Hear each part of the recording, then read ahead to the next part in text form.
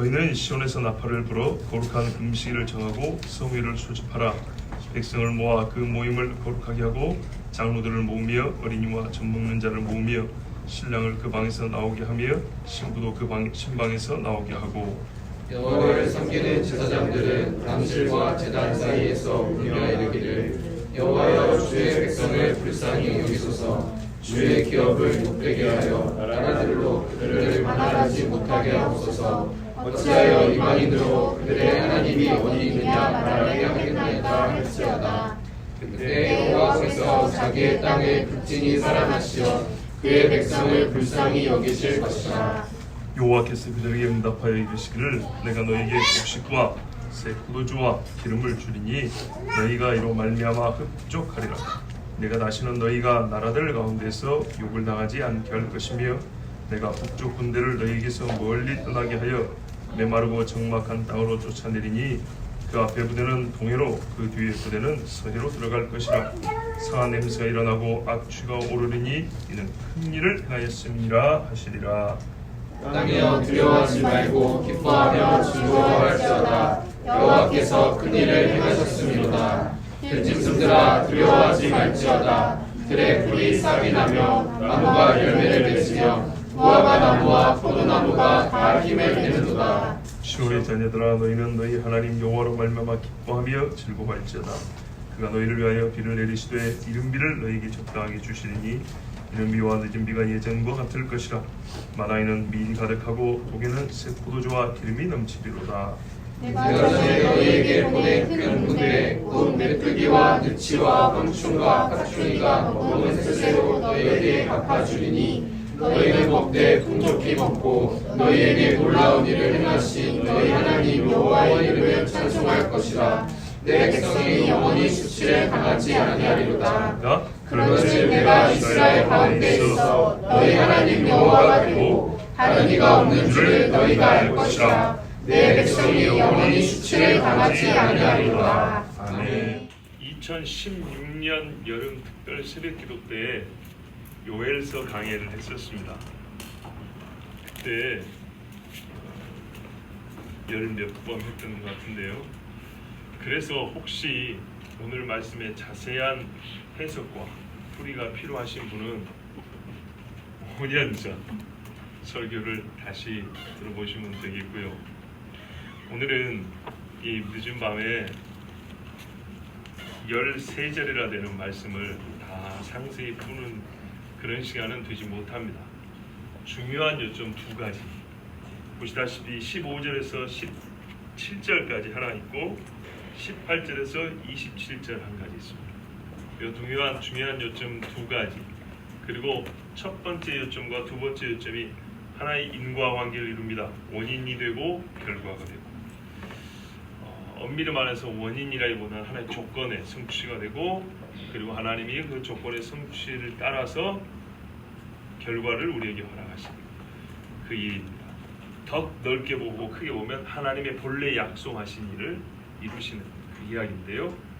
하여튼 우리는 이 두 가지 요점을 나팔절을 지금 그렇죠. 엊그제 지나갔고요. 이제 지속적으로 10일 동안 이스라엘 사람들이 기도하는 시간인데, 성경에 보면 이 기간에는 괴롭게 하라고 했습니다. 괴롭게 하며 자기 죄를 고통스러워하는 거죠. 그리고 주님의 속죄의 기쁨을 기다리는 그런 시간입니다. 그리고 전에 우리 이 절기 각극에 대해서도 설교를 많이 했지 않습니까? 그래서 이제 그 모든 것들을 다 들었으니까 전제로 하고, 이제는 조금 더 뭐랄까요, 수월하게, 그리고 조금 더 뭐랄까요, 알지 못한 자가 아니라 아는 사람으로서 오늘 주신 말씀을 그냥 보이는 대로 이렇게 주워 담는 그런 시간을 갖도록 하겠습니다. 자, 한마디로 단순하게 설교한다 그 말입니다. 15절 보세요. 나팔을 불었어요. 성경에 나팔을 부는 제1의 목적은 모이란데요, 깨우는 겁니다. 깨우고 모이게 하는 겁니다. 깨워 모여 경배하게 합니다. 자, 나팔을 불어 깨우라고 했습니다. 그런 다음에 무엇을 각인시키고 무엇을 하게 하냐면 금식하는 일을 정하라고 했습니다. 거룩히 구별하고, 금식하는 일을 거룩히 구별하고. 금식 자체가 굉장히 거룩한데 매우 조심하고 빠짐없이 그렇게 금식하는 겁니다. 그리고 또 뭐 하래요?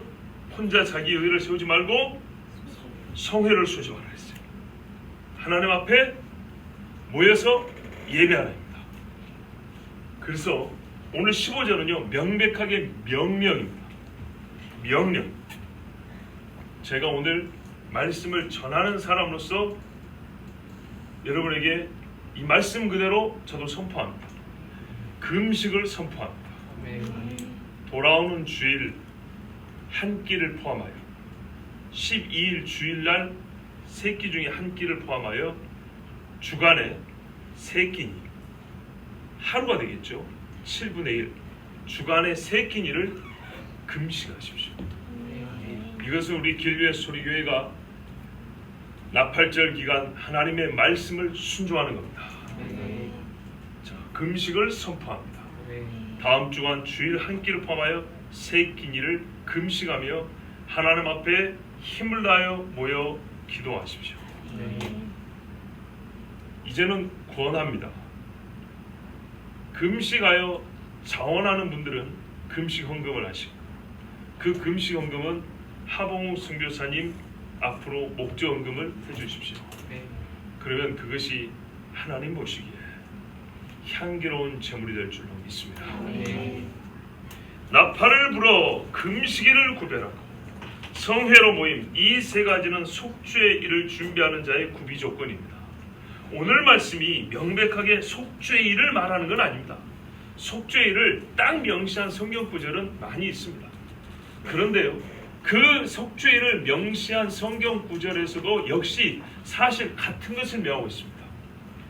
나팔을 불고, 나팔절을 말하는 건 아닙니다. 그러니까 나팔을 불고 하나님 앞에 금식하며 회개하고 성회로 모이라는 것은 나팔절을 직접 가르치는 말씀과 일치합니다. 그리고 이 세 가지는 나팔절 다음 속죄일을 준비하는 자에게는 반드시 갖춰야 될 조건입니다. 여러분, 잠자는 자를 깨우고 죄를 고통스러워하며 하나님께 나아감, 혹 이 세 가지 외에 하나님의 백성으로 돌아오는 더 나은 길을 알고 계신 분 있으면 손들어 주세요. 실제적으로 나팔을 불어서 정신이 번뜩 들게 한 다음에 하나님께로 모이라, 너희 몸을 쳐 금식하며 하나님 앞에 회개하라, 이거보다 더 나은 하나님께로 돌아가는 길을 아시는 분이 있으면 가르쳐 주십시오. 그렇다면 그분을 하나님보다 더 지혜로운 자로 인정하리이다. 없습니다. 하나님께서 우리에게 말씀합니다. 내 백성을 살리는 길, 내 백성을 본래 자리로 되돌아오는 길 하나님께서 쉽게 가르쳐 줍니다. 왜 굳이 나팔이냐, 이런 건 하나님께 나중에 와서 물어보시고 지금은 어린아이처럼 순종하면 되는 거예요. 깨워 금식하며 성회로 모임, 이 세 가지 지금 우리에게 딱 필요한 겁니다. 여러분, 아프간, 중국, 북한 성도들의 이야기, 또 지나간 교회 역사가 먼 이야기 같지만 사실 우리 이야기입니다. 지리적으로 먼 것이지 사실로서 우리에게 충분히 일어날 수 있는 일이고 또 과거에 우리에게도 있었던 일입니다. 역사는 반복되고 돌고 돌기 때문에 갈수록 더 심해지기 때문에 반드시 우리에게도 머지않아 옵니다. 그렇다면 그날을 준비할 때 우리가 하나님을 원망하며 모독하는 자가 되지 않으려면 지금 이 말씀에 순종해야 합니다. 백성을 모아 그 모임을 거룩하게 하라 했습니다. 이 16절을 제가 예전에 특히 신랑과 신부에 있어서 너무 심오하게 해석하려다가 제 스스로도 약간 혼란스러웠던 기억이 있습니다. 오늘은 그렇게 하지 않습니다. 하나의 뜻입니다. 16절 보세요. 전부 다 나오라 그러죠? 예, 다 모이라 했습니다. 육체와 삶의 더러운 것, 즐거운 것 다 버리고 멈추고 나와야 됩니다. 여러분, 전에는 신랑과 신부에 집중했다면 우리 이렇게 한번 해볼까요? 장로와 어린이와 젖먹이. 장로와 젖먹이라고 생각합시다. 우리 장로님들 계시지만 이스라엘의 장로는 뭐랄까요? 되게 어른들이죠. 어른들이고 지파의 수장에 해당하는 분들이기도 하죠. 재판장이기도 하고. 하여튼 좋습니다. 지금 우리 장로님들하고 뭐 생각이 크게 다르지는 않습니다. 장로와 젖먹이의 일상이 얼마나 다릅니까? 그렇죠. 나는 상황이 어째서, 나는 조건이 안 돼서, 이런 이야기 집어치라고 말입니다. 장로와 젖먹이의 차이가 아무 상관이 없다. 하나님 앞에 나오는데 세상에서 무거운 짐을 지고 가는 장로이건 교회 전 살림을 책임지는 사람이건 아무것도 모르고 아침에 일어나면 배고프다고 앵앵거리면서 엄마 젖이나 빠는 아이건, 즉 소위 지각을 갖고 자기 앞가림한다는 사람이건 한 치 앞도 알지 못하고 가나다라도 모르는 어린아이건 상관없이 하나님께 나오는 거예요. 너무 잘나서 나는 하나님께 안 나가는 다른 방법, 아니 이 시킨 대로 하는 다른 방법으로 하나님께 나가는 방법을 내가 찾아보겠다. 잘난 척 하지 말고, 제가 뭘 알아서 나오라 그러니까 애는 그냥 잘하고 그죠, 이런 짓 하지 말고 다 나오란 말이에요. 그만큼 죄가 크다는 얘기입니다. 전쟁에도 동원되지 않았던 사람이 누구예요? 신랑. 막 결혼한 남자는 전쟁에도 동원시키지 않습니다. 한 사람의 아쉬운 전쟁에도 신랑은 동원시키지 않습니다. 그런데 하나님 앞에 나팔이 불어가서 금식하고 회개할 때는 신랑 니도 나와. 너에게 보장된 즐거움의 권리, 지금은 그거를 주장할 때가 아니야. 자, 전쟁에 신랑이 동원되지 않으니 신부는 동원되겠습니까? 신랑이 안 나가고 신부는요 집에 있으면 됩니다. 오래된 신랑은 신랑이 아니죠. 예, 그냥 남편이죠. 결혼하고 1년 넘으면, 예, 이 남자들이 전쟁터하면 부인들은 뭐합니까? 집에 있습니다. 집에 있어요. 그런데요, 이날에는 집에 있는 여인들도 다 나오라 그랬습니다. 자, 오늘 이 사실을 생각해보죠. 각각의 형편이 있고 수준이 있고 상황이 다르고 능력치가 달라요. 그러나 그 모든 것은 이날 모임에 빠질 이유가 되지 않아요. 회개함에 있어서는 말귀를 알아듣는 사람이건 못 알아듣는 사람이건, 여러분 니느웨 보세요. 짐승 새끼도 3일을 굶겼다고 그랬어요. 하나님 앞에 나오는 거예요. 나는 쟤보다 죄가 적은 것 같은데, 이런 소리는 꼭 지옥 갈 소리예요. 나는 지금 바빠서, 그러면 영원히 잠잘 소리예요. 그런 소리예요. 이날에는 뭐라 그랬어요? 모이라 하면은 아무 배경 상황 조건 하나님 앞에 한마디도 핑계대지 말고 무조건 나오는 거예요. 너무 무식합니까? 그럼 더 나은 방법을 찾으시면 돼요. 나라와 민족이 살 수 있는 더 나은 방법을 찾으시면 된다고요. 여호와를 섬기는 제사장들, 본문에 빠졌는데 일꾼들이 있어요. 섬기는 자들. 우리는 섬기는 제사장이 이러한데 제사장이 있고 일꾼들이 있죠. 성전에 섬기는 자들이 얼마나 많았습니까? 낭실과 제단 사이에서, 자, 먼저 하나님의 성전 가까이 있는 사람들, 이 사람들은 뭐하래요? 울며 이르기를. 울래요. 나는 눈물이 안 나는데요. 오늘은 좀 무식하게 설교하려 합니다. 눈물이 안 나면 날 때까지 기도하는 겁니다. 눈물을 달라고 하나님 앞에 기도하는 겁니다. 왜요? 이날은 하나님 뭐라 했어요? 울라 그랬어요. 울라. 얼마나 바보 같건데, 나라가 망하고 자빠지고 교회가 무너지는데도 죽은 양심이고 굳어버린 마음이라 눈물이 안 나요. 얼마 전에 말씀드렸죠? 요 몇 년 사이에는 초상집에서 눈물을 보기가 어렵다고. 생각을 해보세요. 10년 전만 하더라도 많은 눈물을 볼 수 있었어요. 근데 요즘에는요, 장례시장 가서 여러분 눈물 쉽게 볼 수 있습니까? 거의 못 봅니다. 니나 나나 할 것 없이 못 봅니다. 왜 그럽니까? 떨어지고 정없이 산 것이 계속 가고 더 가니까 눈물이 줄 수밖에 없는 거예요. 사랑이 식어지려니 그걸 어디서 찾습니까? 바로 나와 내 주변에서 찾으면 되는 겁니다. 많이 식어졌습니다. 어머니가 사고로 돌아가셔도 아들이 싱글벙글합니다. 그래서 주변 사람이 말하면 저 새끼 보험 타먹을 생각에 싱글벙글한가 보다. 어른들이 그렇게 요구합니다. 말이 안 되는 거죠. 자, 여러분, 사랑이 식어지겠다. 이 지경이 되면 신랑이고 신부고 방에 있으라고 해야 되겠습니까? 다 나와야죠. 인간이 인간됨을 잃어가는 것이 지금 거의 이르러 버렸습니다. 그러면 나와야죠. 울지 못하는 사람들을 생각해서라도 울 수 있는 사람들이 나와야죠. 여호와여 주의 백성을 불쌍히 여기소서. 용서해달라는 말입니다. 원래는 용서옵소서. 주의 기업을 욕되게 하여 나라들로 그들을 관할하지 못하게 하옵소서. 이방인들이 그들의 하나님이 어디 있느냐 말하게 하겠나이까. 참 염치 없는 기도죠. 염치 없는 기도. 그러지만 그럼 이 기도 외에 무슨 기도를 하니? 나에게는 우리 한국식으로 비빌 만한 것이 없어요. 기댈 만한 것이 없어요. 근데 하나님이 이 땅에 약속하신 것이 있어요. 즉 하나님께 기대는 거예요. 하나님이 우리를 하나님의 기업이라고 하지 않으셨습니까? 그죠? 하나님이 주인이시고 우리는 하나님의 기업이잖아요. 하나님의 백성이잖아요. 하나님이 주잖아요. 주.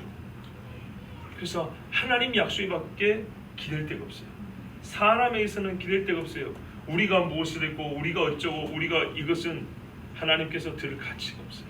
이런 상황에서 오직 하나님께만 의지합니다. 하나님의 약속에 의지하여 기도합니다.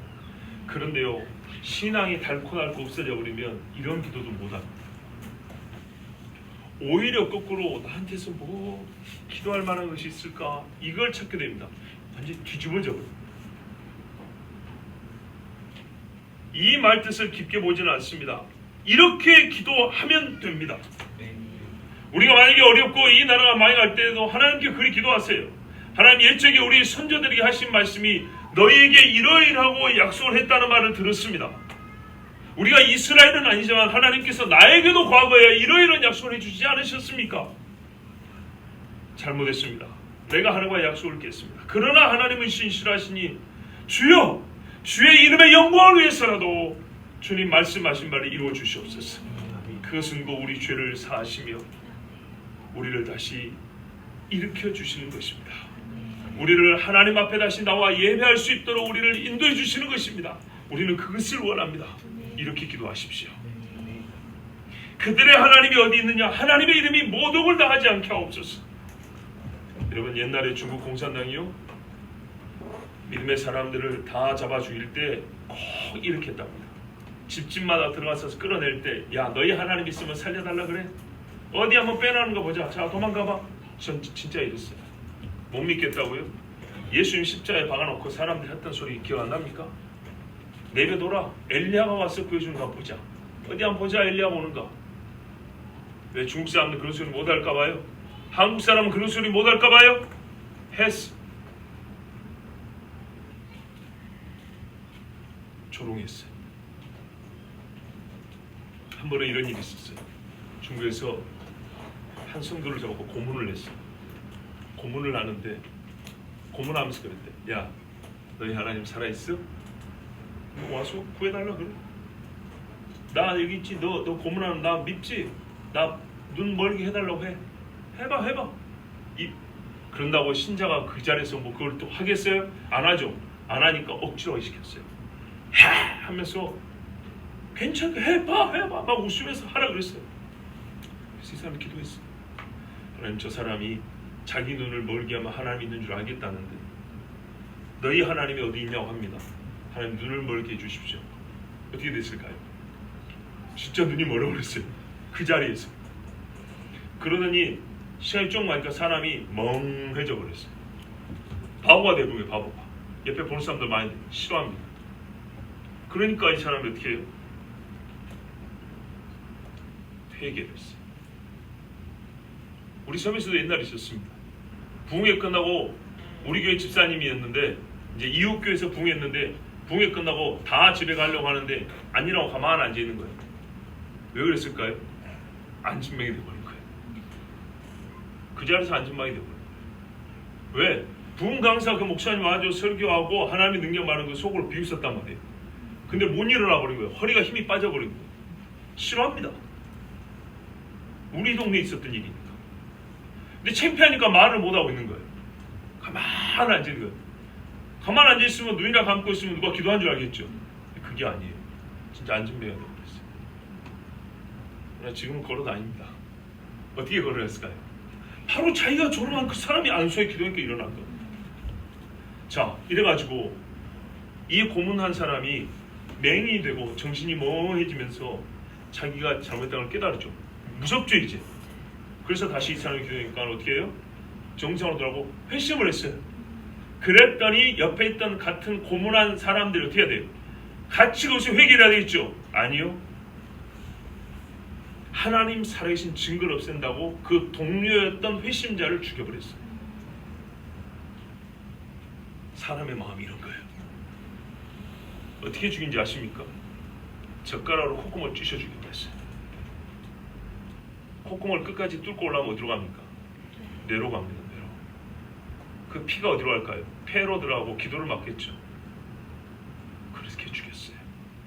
그 자리에서 하나님을 조롱했지만 하나님 살아계심을 깨닫고 회개한 자, 하나님 살아계신 증거를 없애버린다고 이 악한 인간들은 자기 동료였던, 불과 1시간 전에 자기 동료였던 사람을 콧구멍에다가 젓가락을 쑤셔박아 죽여버렸어요. 여러분, 이 땅이라고 그런 일이 없을까요? 소위 중국 사람 떼놈들은 그렇게 못돼서 그렇죠. 저 외놈들은 인간이 아니어서 그렇죠. 삼국, 동북아시아 3국 중에 우리나라는 선하고 착해서 그런 일이 없겠죠. 착각입니다. 어느 날 어느 때 우리가 그렇게 순교할 수도 있는 겁니다. 그 날이 오면 여러분 어떻게 기도해야 되죠? 하나님, 저들이 너희 하나님이 어디 있느냐 합니다. 우리가 주를 위하여 죽더라도 저들이 하나님 살아계심을 알게 하옵소서. 우리가 지금까지 죄를 지어 이 지경까지 왔지만 나의 생명이 다하는 이 순간에, 이 마지막 때라도 하나님 살아계심을 나타내 보여주시옵소서. 나를 통하여 하나님 영광을 받으시고 하나님 살아계신 증거를 주시옵소서. 이래야 되지 않겠습니까? 여기에 젖먹이가 어디 있어요? 여기에 노인이 어디 있냐고요? 연애자가 어디 있어요? 당신은 빠져도 돼. 이런 사람이 어디 있냐고요? 한 마을에 젖먹는 아이를 안고 어머니가 불에 타 죽었는데 여기에 빠지는 사람이 어디 있냐고요?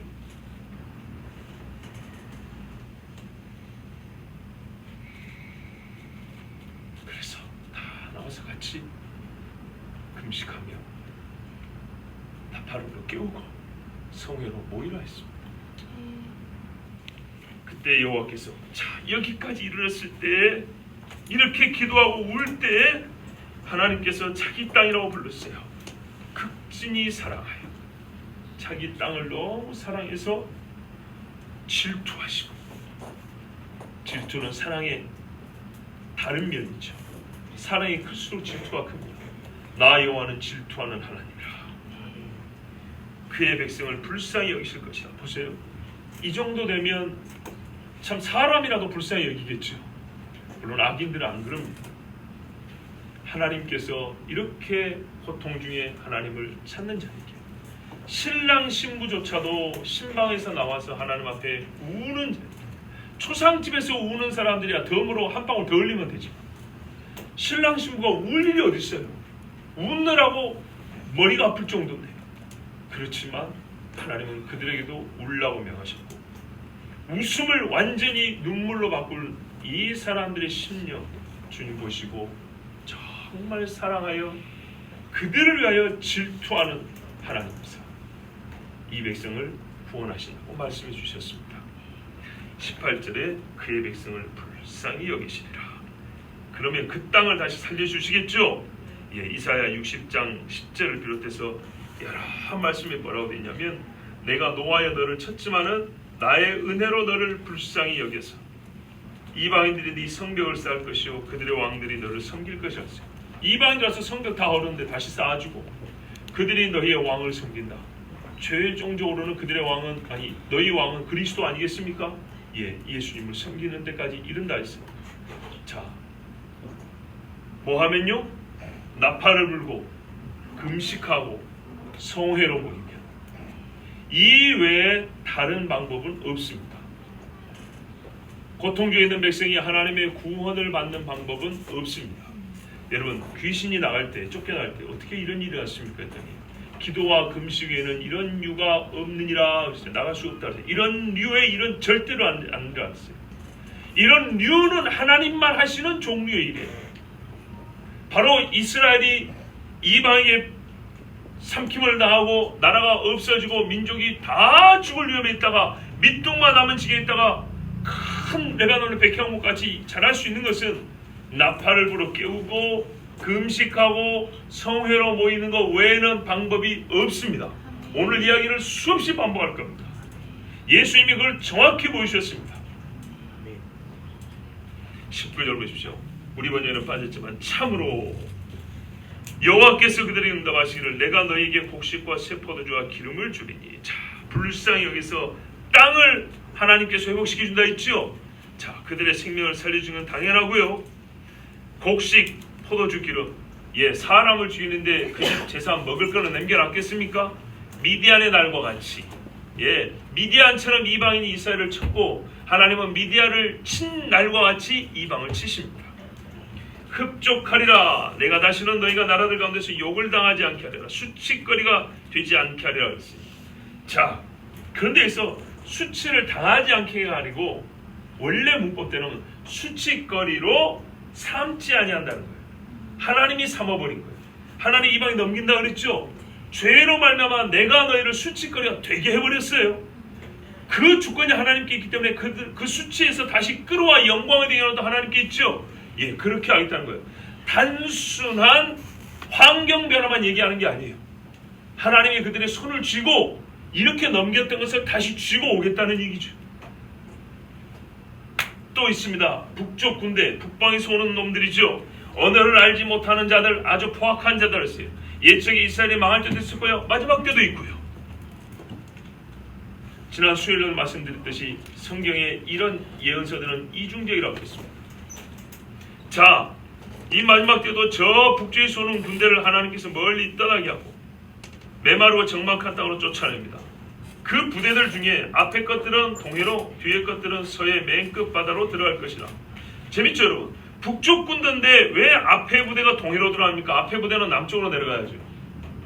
그렇죠? 북쪽에서 오는 군대를 앞에 부대와 뒷부대로 나누면 앞에 부대가 북쪽에서 오니까 먼저 남쪽으로 내려왔을 것이고 뒷부대는 북쪽에 있겠죠.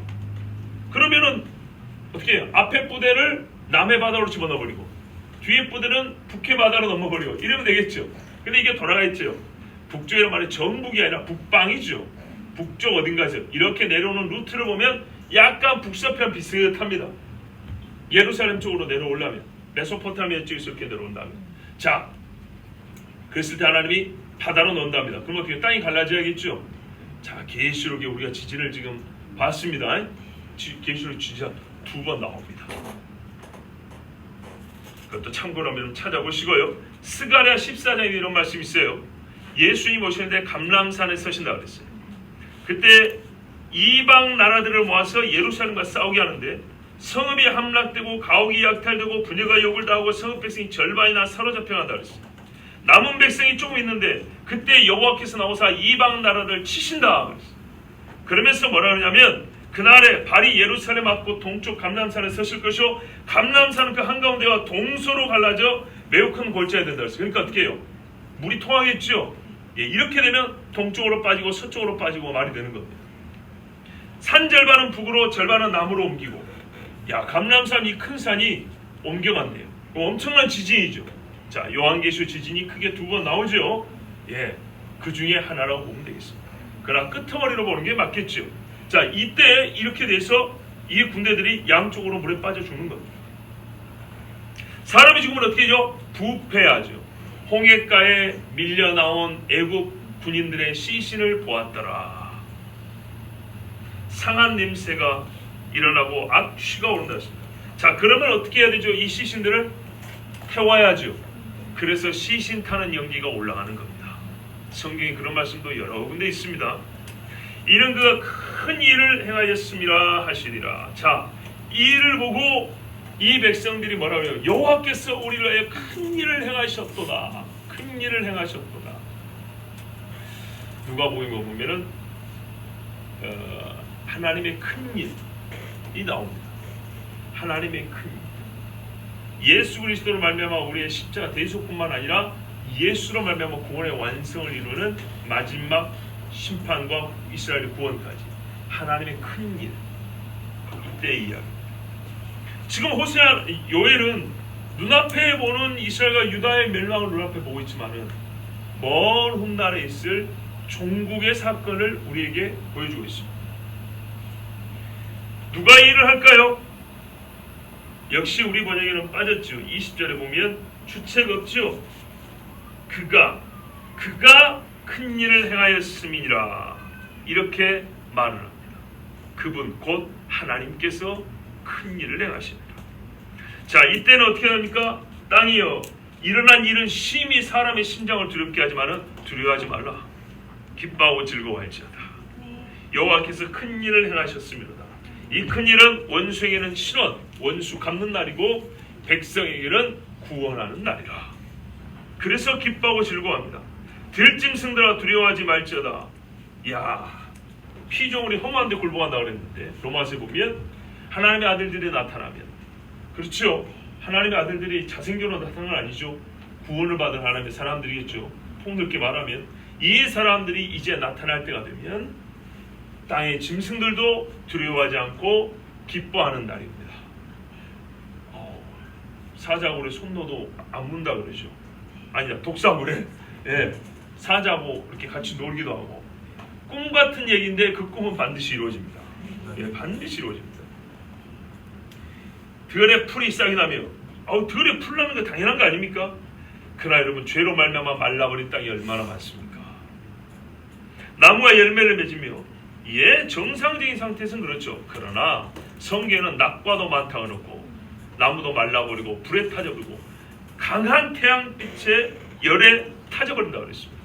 또 물이 썩는 물이 되어서 물이 좋지 않아서 다 떨어져 버립니다. 그런데 하나님께서 다시 회복하심으로 소성하죠.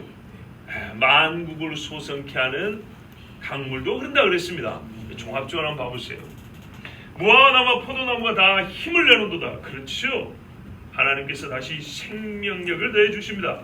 그러면은 이 백성들이 먹을 게 많아지지 않겠습니까? 그래서 23절에 말합니다. 시온의 자녀들아 너희는 너희 하나님 여호와로 말미암아 기뻐하며 즐거워할지어다. 우리한테 먼저 주신 말씀 아닙니다. 유대인들에게 먼저 주신 말씀입니다. 너무 좋아하지 마세요. 그들이 이 날을 경험할 때야 우리에게도 이 날이 함께 있는 것이지. 첫째는 유대인에게요, 그 다음에 헬라인에게로다. 유대인들에게 이 날이 빨리 오기를 여러분 기도하시고, 환난 중에 잘 됐다 다 죽어버려라. 절대 그러면 안 됩니다.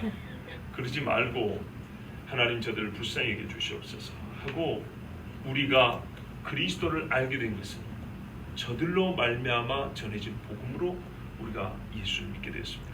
그러므로 하나님 환난의 때를 감화해 주시고 남은 자들을 많게 하시고 남은 자들로 꼭 회개하게 하옵소서 하고, 이때가 되면 지금도 기도하지만 더욱 기도해야 합니다. 그것이 한편은 우리가 사는 길입니다. 왜냐, 우리가 그 시온에 가야 되거든요. 그가 너희를 위하여 비를 내리시되 이른 비 늦은 비를 적당하게 전과 같이 주신다 했습니다. 그리고 말했어요. 이른 비와 첫째 달에 늦은 비를 내려주신다 했어요. 여기서 굉장히 교회 위주로 성경을 해석하는 분들은 이른 비와 늦은 비를 2000년 전에 오순절 사건이 이른 비고 20세기에 새 오순절이 늦은 비다, 이렇게 해석한 분들이 있어요. 오순절에 비 내렸죠. 제가 보니까 불이 내렸던데. 근데 그분들은 비라 그래요. 그래서 오순절에 비가 내렸고 그 다음에 2000년대 들어서 여러 부흥운동들이 있었잖아요. 대각성 막 일어났잖아요. 각 나라마다. 이게 늦은 비다 그래요. 그리고 그 이후로부터 늦은 비 운동 막 이렇게 말하는데, 하나님께서 오순절 이후로 누구든지 구하는 자에게 성령을 주신다 했습니다. 그때부터 누구든지 주의 이름을 부르는 자들에게 하나님께서 은혜를 베풀어 주십니다. 그런 것이지 이게 나눠져 가지고 이른비와 늦은비라고 말하기 좀 어렵습니다. 물론 주께서 또 마지막 때에 성령을 크게 부어주신다고 했습니다. 그것을 우리가 이른비다 늦은비다 말하는 것을 원천 봉사하고 싶지는 않지만은, 말씀 그거는 뭐냐면 지금 이 땅에 하나님 있죠. 자기 땅을 사랑하여 질투하사 그랬죠. 땅이 하나님 앞에 죄를 범해가지고 완전 황폐되어 버렸어요. 사람도 없어지고. 그래서 회개할 때 하나님이 그들의 심령과 더불어서 그들이 생활할 수 있고 살 수 있는 땅을 회복해 준단 말이에요. 아직 그 말씀이 끝나지 않았어요. 그래서 새 포도주, 무화과 나무, 또 여러 밀과 보리가 자라려면 어떻게 되죠? 물이 있어야 되죠. 들에 풀이 없을 정도로 물이 없었는데 하나님께서 다시 물을 주셔야, 비를 내려 주셔야 이 곡식과 먹을 게 자랄 거 아닙니까? 그죠? 사람이 죄를 지어서 저주받으면은 저주가 실제화되려면 땅이 함께 저주를 받아야 됩니다. 말로는 저주받았다는데 하는 것마다 다 잘 돼. 누가 그걸 저주라고 생각? 인식 자체가 안 돼요. 그럴 경우는. 자, 하나님께서 복을 주고 생명을 줬다 하는데 그냥 딱 앉아서 하나님 복을 주셨어. 혼자 자기 초면을 걸 때야 복이고, 주변을 보면 아무것도 달라진 게 없어요. 누가 이걸 복이라 하겠어요? 하나님께서 실제로 복을 주실 때 마른 땅에 단비를 주십니다. 정말로 비를 주세요. 그것을 우리가 굳이 하나님께서 성령을 부어주신 것을 이 이른비와 늦은비로 내가 그거를 이것을 비유적으로 해석해서 그렇게 취하겠다 하면 그것까지 막지는 않겠어요. 예, 성경에 본뜻과 좀 다르게 좀 멀리 끌어다가 적용하는 경우도 가끔 있는데, 하나님이 그것을 다 책망하진 않으시고 연약한 줄 아시고 또 들어주실 때도 있거든요. 그래서 그거를 굳이 나무라지는 않겠지만, 하나님 말씀의 1차적인 뜻은 정말로 이 땅이 옛날에는 다 승냥이와 여우의 똥 싸는 곳, 짐승들이 둥지 틀고 사는 곳, 굴파고 사는 곳, 그런 것 같았는데, 그런 땅이었는데, 이제는 하나님께서 정말 누가 봐도 하나님의 성이 세워지고 예수께서 다스리시는 땅이구나라는 것을 알게 되는 증거가 가득한 땅이 되게 한다는 얘기입니다. 자, 계속하자면 마당에는 밀이 가득하고 비가 와야 농사를 지을 거 아닙니까? 때에 맞게. 그래서 적당하게 주신다는 거예요. 많이 주면 썩어버리죠. 독에는 새 포도주와 기름이 넘치리로다. 예, 잔치 준비 다 됐네요. 내가 전에 너에게 보낸 나의 큰 군대, 곧 메뚜기와 느치와 황충, 팥중이. 우리 번역은 좀 다르죠.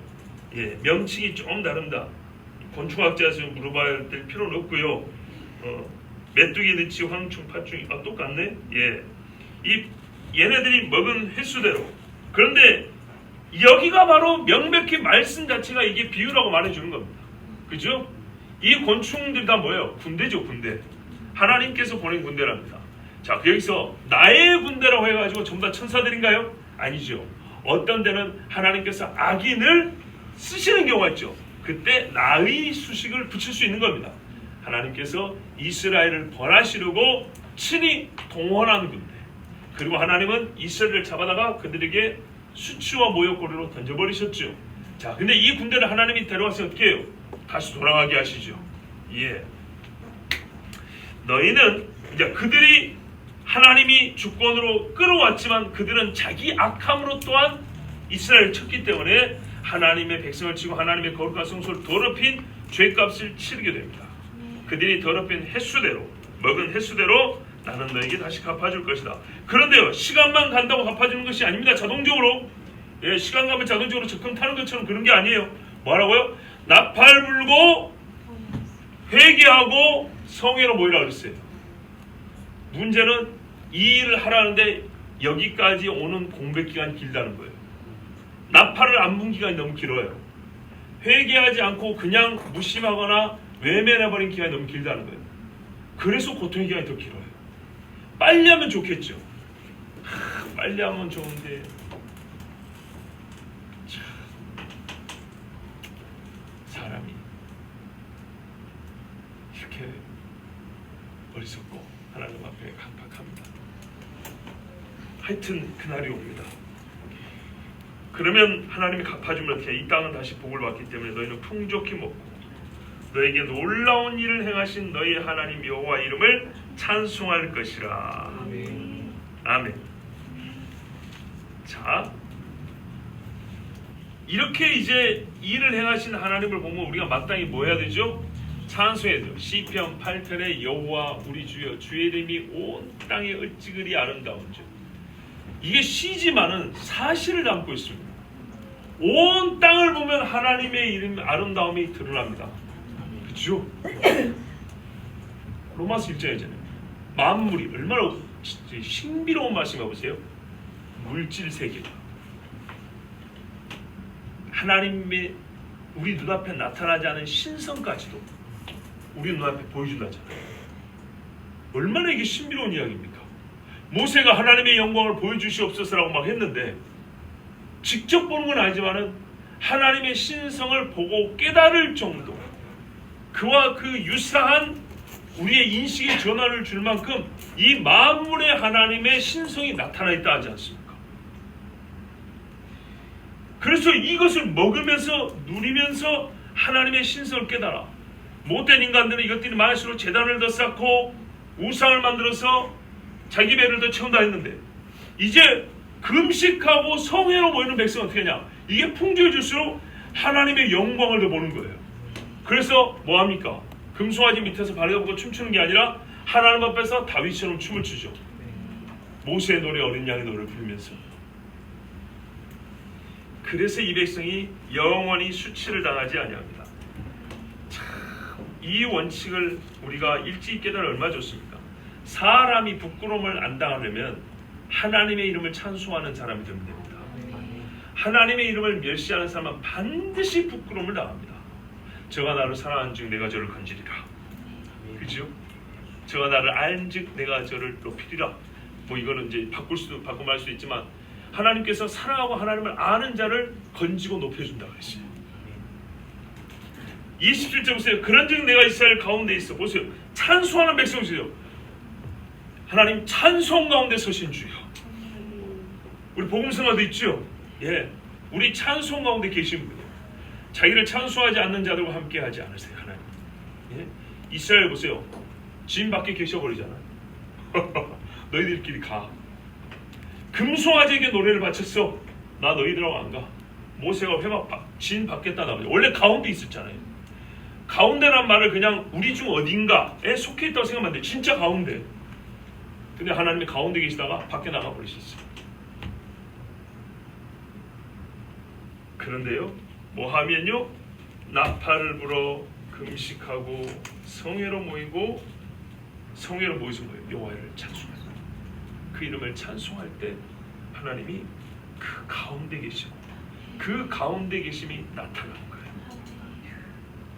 이 세상 사람들에게 나타나는 거예요. 너희 하나님 여호와가 된 사실, 다른 이가 없는 줄을 너희가 알 것이라. 그러면서 다시 뭐래요? 내 백성이 영원히 수치를 당하지 아니하리로다. 여기서 신학이 나와요. 하나님의 백성이 영광을 받는 길, 하나님의 백성이 어떤 경우에 영화롭게 되는가? 그들이 오히려 하나님 앞에서 자기를 낮추고 하나님을 찬송하고 하나님을 아는 지식으로 충만할 때. 바울과 같이 보세요. 바울이 언제 뭡니까? 수치를 당하지 아니하고 영광스러운 자가 되었습니까? 전에 알고 있던 것을 배설물로 여기고 오직 그리스도를 알기로 작정했을 때, 그만을 높일 때, 그죠? 오직 예수 그리스도만을 높일 때 바울은 지금 우리 입에 세상 많은 사람들 입에 오르락내리는 대사도 바울이 되지 않았습니까? 하나님 그렇게 해주십니다. 성경 말씀 에스겔 39장 25절 29절을 보면요, 그 북방 군대를 끌고 오는 곡이라는 인물이 나옵니다. 이 전쟁이 끝날 때 하나님께서 말씀하십니다. 그러므로 주 여호와께서 이같이 말씀하셨느니라. 에스겔 39장 25절 이하. 내가 이제 내 거룩한 이름을 위하여 열심을 내어 야곱의 사로잡힌 자를 돌아오게 하며 이스라엘 온 족속에게 사랑을 베풀지라. 자, 우리 오늘 이거 요엘 말씀과 비슷하지. 그러니까는 선지서들을 해석하기 어려운데요.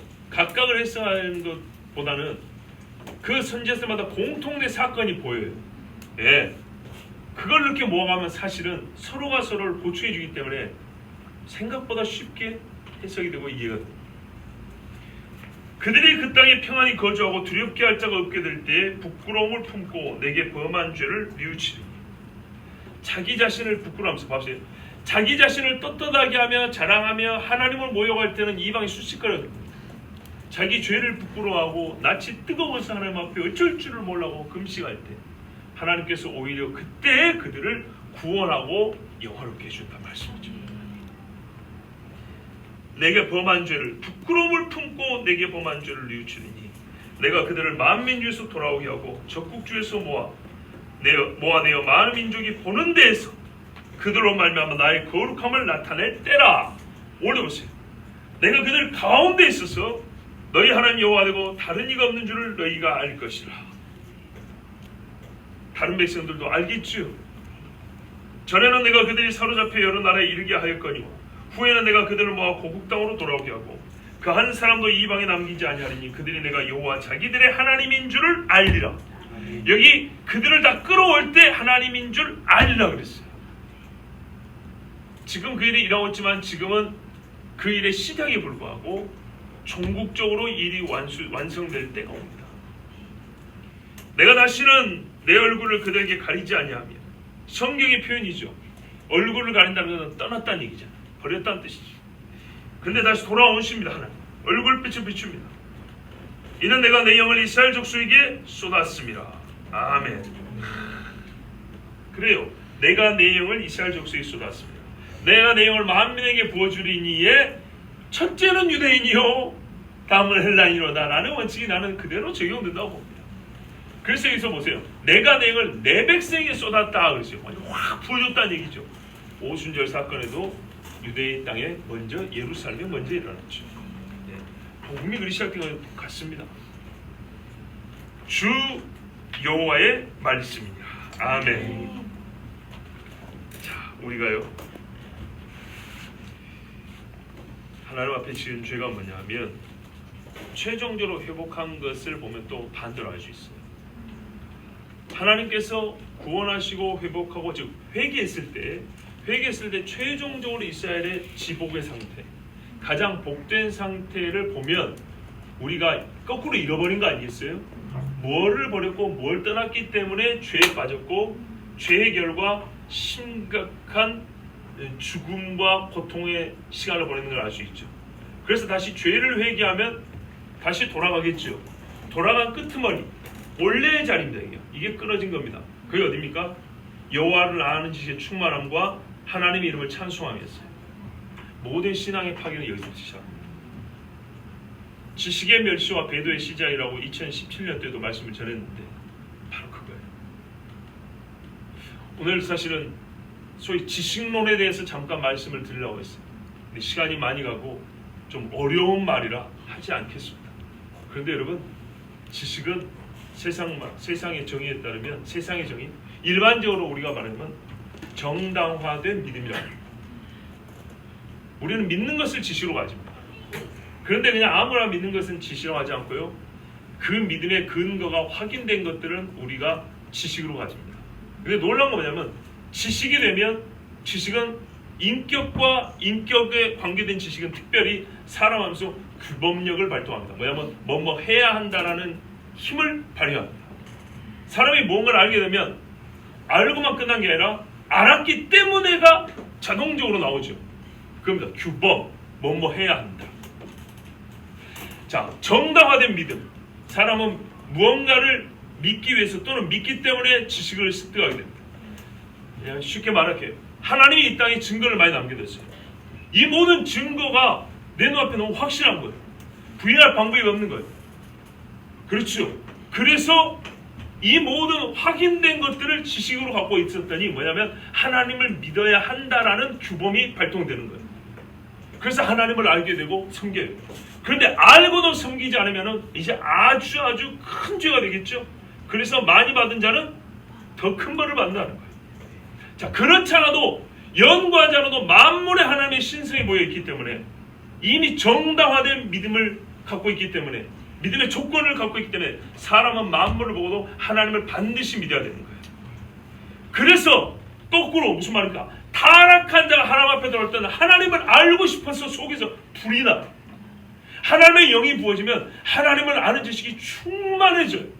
근데 여기가 본래의 자리였어요. 아담과 하와가 하나님만 알았어요. 하나님과 하나님의 속한 것만. 근데 마귀가 와서 새로운 지식을 넣어주는데 예스 예수 받아먹었어요. 그리고 스스로 지식의 원천이 되라는 것을 받아들였어요. 그리고 그는 참 지식인 하나님을 몰라버리게 됐죠. 그만큼 잃어버린 거예요. 그래서 회복할 때 뭐예요? 하나님을 아는 지식이 충만하고 하나님을 노래하는 거예요. 이 지식을 버린다는 게 뭐예요? 속에 하나님을 어쨌지 해야 한다가 사라져버리기 때문에 찬송이 자동적으로 사라져버린 겁니다. 회복이 되는 뭐죠? 하나님을 알고 하나님께 어쨌지 해야 한다가 자동적으로 발생하기 때문에 우리가 하나님을 맞이할 때는 찬송과 엎드림이 나오는 거예요. 그래서 구원받은 자에게는 반드시 찬송과 하나님을 아는 지식이 나타나야 되는 겁니다. 이것이 본래의 자리고요. 여기까지 이르면 우리가 말할 수 있냐? 이 사람의 회개가 참이었구나. 이 사람의 회개를 하나님이 받아주셨구나가 되는 겁니다. 나팔을 불어 금시하고 성회를 모이라는 것은 최종적으로 하나님을 아는 지식, 하나님을 찬송하게 함. 본래의 창조의 목적대로 그때의 이 백성은 하나님을 찬양하는 백성이 되었으므로 수치를 당하지 아니한다. 두 번 말씀했습니다. 이건 강조요. 바꿔 말하면 뭡니까? 영광스럽게 되리라 합니다. 하나님께서 그의 영광의 자리에 그를 함께 있게 하시라는 겁니다. 그러므로 여러분, 내 입에서 전과 달리 정말 감동적인, 내가 나를 알지만 나의 지금 부르는 찬송은 진실이다 한 찬송을 부를 수 있는 그런 마음이어야 됩니다. 그렇지 않으면 우리는 아직 회개할 게 많이 남아있는 거예요. 이 땅의 모든 성도들이 주일날 각 교회에서 무슨 옛날에는 부활절 연합집회도 많이 한단 말이죠. 그런 행사가 아니라 정말 내가 어디 가서 살짝 들었는데 지나갔었는데도 흥얼을 하는데도 야 찬송 소리다. 이렇게 들리면 그 사람은 하나님의 사람입니다. 누가 똑같은 얘기를 하는데도 어떤 사건과 사안과 사람을 대하여 대화를 할 때 보면 하나님의 말씀이 나오는 거예요. 그냥 성경 구절 인용이 아니라 그 말씀이 마음에 붙어서 마음에서 나오는 것 같아요. 이야, 그 사람 어떤 사람이에요? 예, 표현하자면 나팔절을 지나 속죄일에 이른 사람입니다. 하나님 앞에 회개하고 하나님의 죄 용서를 받아서 정말 새롭게 된 땅을 가진 사람입니다. 그의 마음에 하나님의 포도주와 감람류가 흘러넘치는 사람이다. 이렇게 볼 수 있는 겁니다. 확대하면 이 땅의 교회가 하나님을 아는 지식과 하나님의 이름을 찬송함이 부족하다면, 회개가 부족한 것이요, 없다면 다 잠들어 있다는 것이요, 하나님 앞에 정말 하나님이 인정하실 만한 하나님의 이름을 찬송함과 또한 주를 아는 지식이 있어야 합니다. 이외에는 신자의 수치를 벗을 방법이 없습니다. 신자의 수치를 벗는다는 것이 목적은 아닙니다. 하나님을 아는 것이 목적이고 우리가 하나님의 백성이 되는 것이 목적인데, 회복되는 게 목적인데, 자연적으로 수반되는 하나님께서 주시는 결과로서 너희도 수치를 벗고 영화롭게 되리라 하나님이 말씀하셨습니다. 지금 여러분, 우리가 도덕성이 좀 부족해서 그런 거 아닙니다. 그래도 예수 믿는 사람이 안 믿는 사람보다는 착합니다. 우리가 세상 사람들보다 세상의 규범을 많이 어겨서 그런 것도 아니다. 물론 그러지 않아야 되겠지만은 절대적인 수치로 참 그리스도인들이 이 땅의 죄와 허물이 이 밖의 사람들보다 많아서 우리가 이렇게 욕을 많이 얻어먹는 게 아닙니다. 아까 보세요. 하나님 살아계신 증거를 보인다고 죽여버리잖아요. 예수를 미워하기 때문에 신자들이 죽임을 당하고 있습니다. 그런데요, 그 죽음을 가속하고 더 심화시키는 것은 우리의 죄입니다. 예. 그러므로 그들에게 빌미를 주는 거죠. 예수 미워한 것을 잠재되어 있는 미움을 행위로 해도 된다라는 뭡니까? 정당성을 주는 거죠. 왜? 예수 믿는 너희들이 우리만 또 못하잖아. 이렇게 돼버리면 그들이 우리를 때리고 칠 빌미와 정당한 핑계가 생겨버리는 겁니다. 그렇기 때문에 보십시오. 이거는 틀린 말이 아닙니다. 하나님도 이방의 군대를 갖다가 이스라엘을 멸해버렸잖아요. 그러므로 우리가 지금 회복해야 할 것은 나팔을 불어 금식하고 성회로 모이는 것입니다. 그리고 하나님께 성회로 모이면 뭐합니까? 하나님의 말씀을 항상 읽었습니다. 언약을 새롭게 하였습니다. 그리고요, 참 재밌습니다. 구약에도 보면 요즘 우리말로 서명합니다. 서명하고 인을 칩니다. 깨어지지 않을 약속으로. 이것이 오늘 우리에게 필요합니다. 그러나 이 형식이 참이 되기 위해서는 마음을 깨는 회개가 있어야 합니다. 우리 이 시간에 함께 기도합니다.